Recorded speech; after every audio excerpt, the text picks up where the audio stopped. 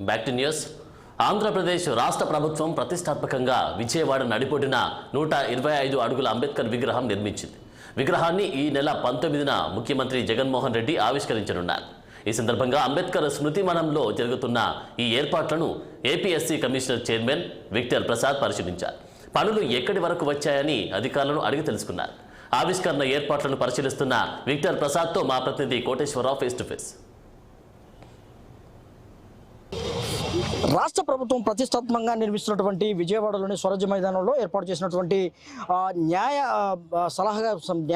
సామాజిక న్యాయ విగ్రహం మరి త్వరలోనే ఏర్పాటు చేయబోతున్నారు. త్వరలోనే ఆవిష్కరణ జరగబోతుంది. ముఖ్యమంత్రి జగన్మోహన్ రెడ్డి చేతుల మీదుగా ఈ నెల 19వ తేదీన దీన్ని ఆవిష్కరణ జరుగుతున్న నేపథ్యంలో ఇక్కడ జరుగుతున్నటువంటి వ్యవహారాన్ని కానీ పనులు కానీ మరి పరిశీలించేందుకు SC commission chairman Victor Prasad గారు వచ్చేసారు. ఆయన అడుగుదాం ఎప్పుడు ఎలా ఉంటుంది కార్యక్రమాలు ఏంటని. ప్రసాద్ గారు, ఎలా ఉంటుంది కార్యక్రమం సంబంధించి 19వ తారీఖు మీరు ఆవిష్కరణ చేయబోతున్నట్టు తెలుస్తుంది. ఏం చూస్తున్నారు, ఏం పరిశీలించారు మీరు? ఇప్పుడు నేను ఈ కార్యక్రమానికి అధికారికంగా రావటం జరిగింది. నాతో పాటు వందలాది మంది ఉద్యమకారులు, దళిత సంఘ నేతలు, అనేక మంది నాయకులు కూడా రావటం జరిగింది.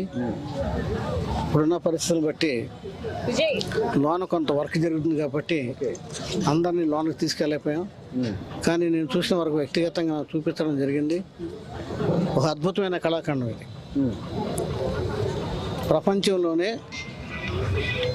నాకున్న ఇన్ఫర్మేషన్ ప్రకారం ఇటువంటి అద్భుతమైన కళాఖండం ఇంత విస్తీర్ణం, అంటే 20 ఎకరాల విస్తీర్ణంలో 400 కోట్లు పెట్టి మరి 3000 మంది కూర్చునే మల్టీపర్పస్ కమ్యూనిటీ హాల్ కానీ, లేదా ఓపెన్ థియేటర్ కానీ, బుద్ధిస్ట్ మాంగ్స్ కూర్చుని మాట్లాడుకునే థియేటర్స్ కానీ,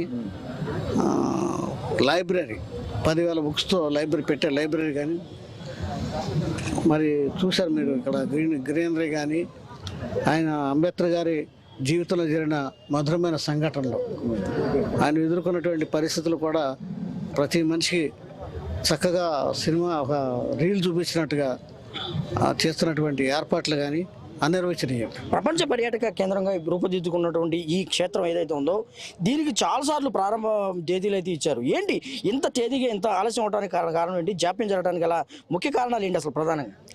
ఒక ఇల్లు కట్టాలంటేనే 50 లక్షలతో సంవత్సరం అవుతుంది. మరి 400 కోట్ల రూపాయలతో ఒక అద్భుతమైన కళాఖండంగా ప్రపంచ పర్యాటక కేంద్రంగా తీర్చిదిద్దాలంటే దానికి అనేక రకమైనటువంటి ఏర్పాట్లు చేయాలి.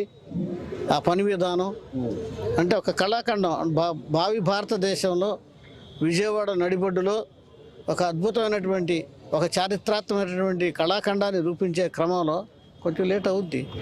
విక్టర్ ప్రసాద్ గారి జన్మదినోత్సవం అయినప్పటికీ అధికారికంగా మరి ఈ క్షేత్రాన్ని దర్శించి ఇది ఒక పుణ్యక్షేత్రంగా ఆయన భావిస్తూ ఉన్నారు. అంతేకాకుండా ఈ నెల 19వ తేదీన మరి ఆవిష్కృతమవుతున్నటువంటి ఈ సామాజిక న్యాయ శిల్పానికి సంబంధించి కూడా త్వరితగతిన మరి మీరు తుది మెరుగులు దిద్దుతున్నది కూడా చెప్పుకోవచ్చు.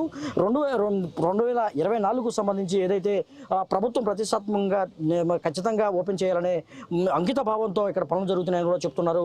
అంతేకాకుండా 2024కు సంబంధించి జనవరి 19వ తేదీ ఏదైతే ఉందో మరి ఆవిష్కరణకు సంబంధించి కూడా పెద్ద ఎత్తున వేడుకలాగా ఒక రాష్ట్ర ప్రభుత్వ పండుగలాగా నిర్వహించేందుకు పెద్ద ఎత్తున ఏర్పాట్లు చేస్తున్నారని కూడా విక్టర్ ప్రసాద్ గారు చెప్తున్నారు. కెమెరామెన్ బాలకృష్ణతో కోటేశ్వరరావు, 6 టీవీ కోసం విజయవాడ నుంచి.